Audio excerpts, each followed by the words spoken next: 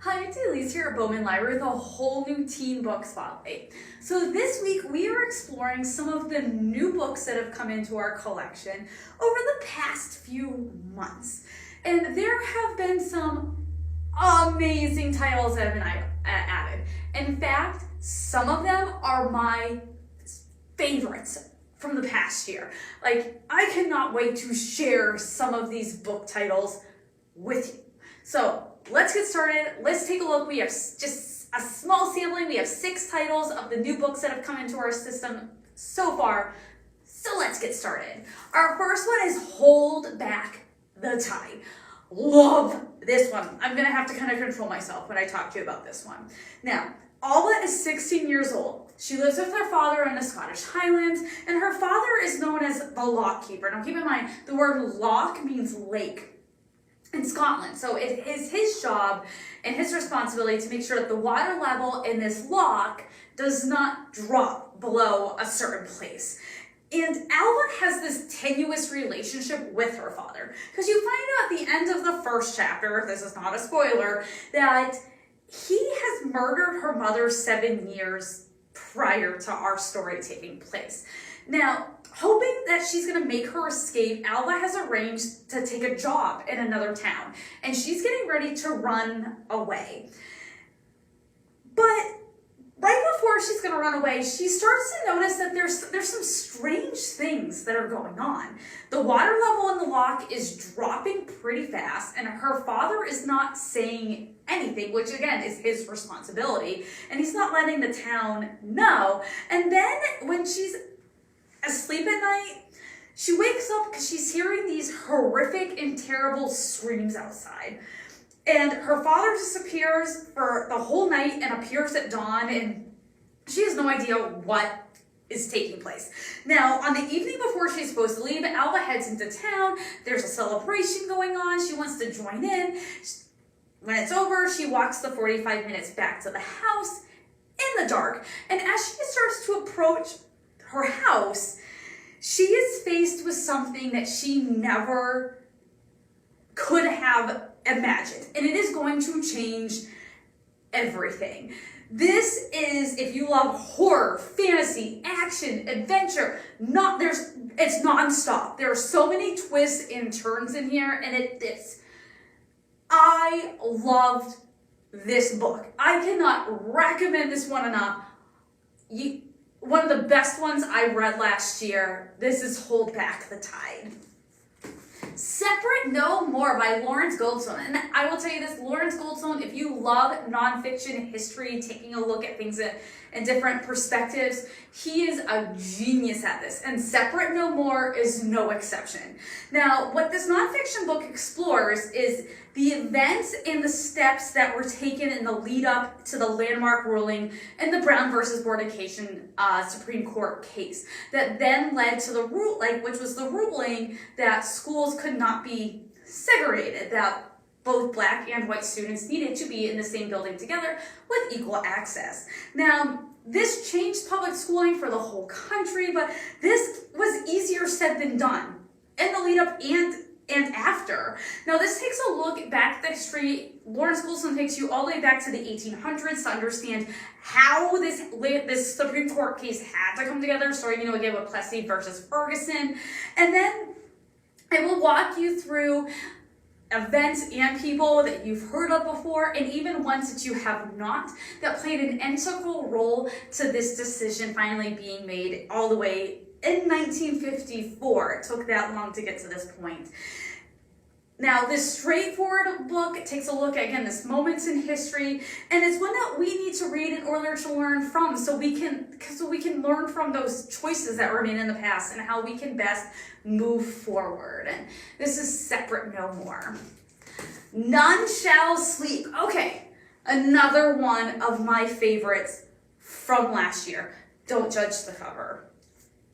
This one's so good. Okay, so 18-year-olds Emma Lewis and Travis Bell, they find themselves being recruited for the FBI all the way back in the summer of 1982. And there's a specific reason why they are being recruited for this summer project. One, Emma Lewis survived someone that she was kidnapped. She was kidnapped by a serial killer and she made it out alive. And then Travis, he has a whole other reason why he's picked for this project. And it has to do with his dad, who was killed with an event with the US Marshals. So they get recruited by the FBI, and more specifically, the Behavioral Analysis Unit. You know, like what Criminal Minds is based on today? Well, this is like at the beginning of that unit. They find out that this unit wants them to come on board for the summer for a special project. That project is then to interview teenage serial killers who are in prison for the crimes they've committed, because they want to learn more about how they think in order to help make these profiles that are going to be used in the future to try to catch and even prevent these types of crimes from happening.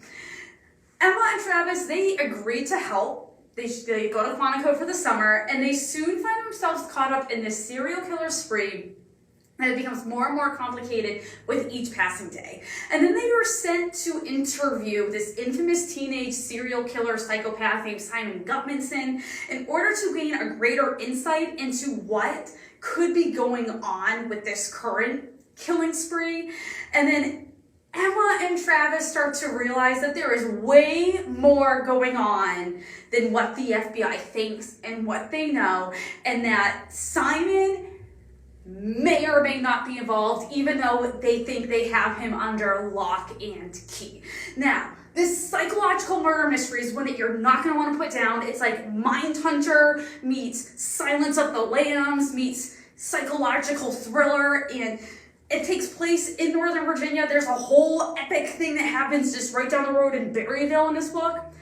Amazing. Could not put this one down. Loved it. If you love psychological murder mystery thriller, you have to read None Shall Sleep. All these bodies. Okay. So it's the summer of 1958, and Michael Jensen wants to be a journalist, but nothing happens in his small town located in Minnesota. Instead, he finds his excitement by reading about this serial killer who is currently going across the Midwestern states. He's killed 12 people so far, and not only does he kill them, but then he drains their body of all their blood. So that's how the police know it all belongs to the same person. Now, this is going on, and then the unthinkable happens. A family, more specifically, Michael's next door neighbors, they are killed and their bodies are found drained of all their blood. So the serial killer has to be there, right? He's made it to their town. And then something else happens. In the next room where these bodies are found, there's a 15-year-old girl, Marie Catherine Hale, that she is there covered in blood. And this is the first time that there is a live person found at these crimes. As she starts to talk, the only person she will talk to is Michael. And Michael cannot help but wonder, what is the truth and what could she be making up as lies? Because no one knows what her role is in this. Like, she was not a member of the family that was killed. So could it be possible that this serial killer that is terrorizing the Midwest, could it actually be a 15-year-old girl? And it's going to be up to Michael to figure this out. Now, this is based on true stories of a murder spree that happened through the Midwest in the 1950s. This one will keep you on the edge of your seat. Again, if you like a murder mystery, if you like a little bit of thriller, if you like way more mystery, though, you'll totally love all these bodies. Walls by L.M. Eliot, who is a Virginia author. So, taking place in Berlin from August 1960 to 1961, in the heart of the Cold War, 15-year-old Drew finds himself moving to West Berlin with his army father. Now, Drew, this is the 5th time he has had to make a move like this. He knows how to fit into the new schools. He knows how to make new friends. He loves to play baseball. He's an awesome pitcher.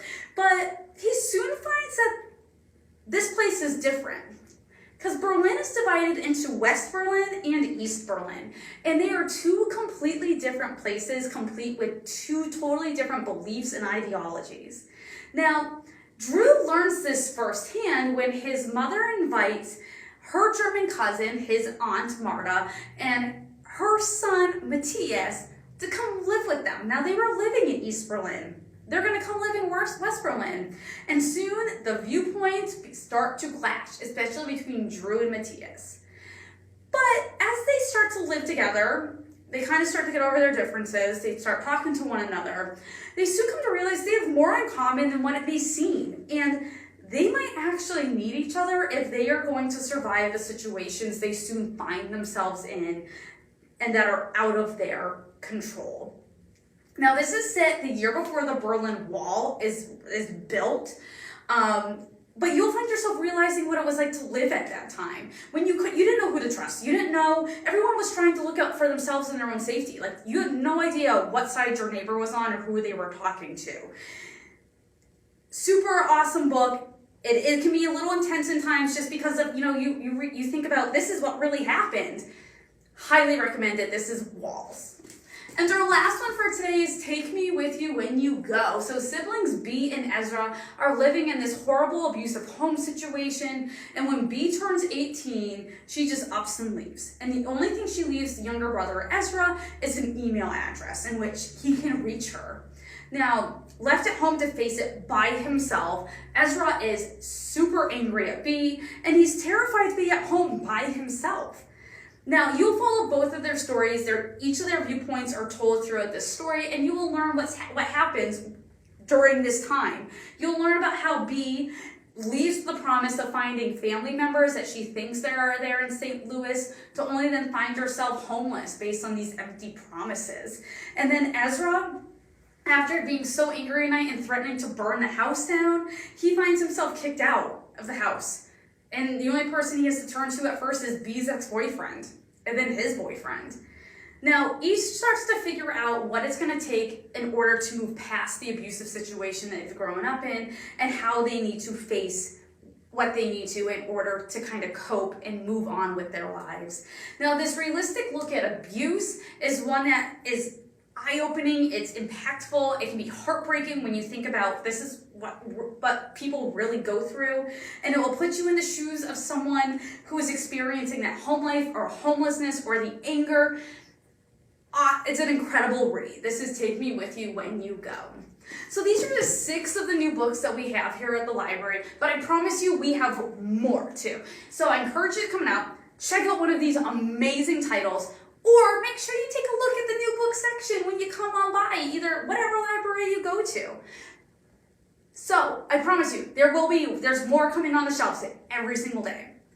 I hope you tune back next week. We have a whole new teen book spotlight, and I hope you have an amazing week.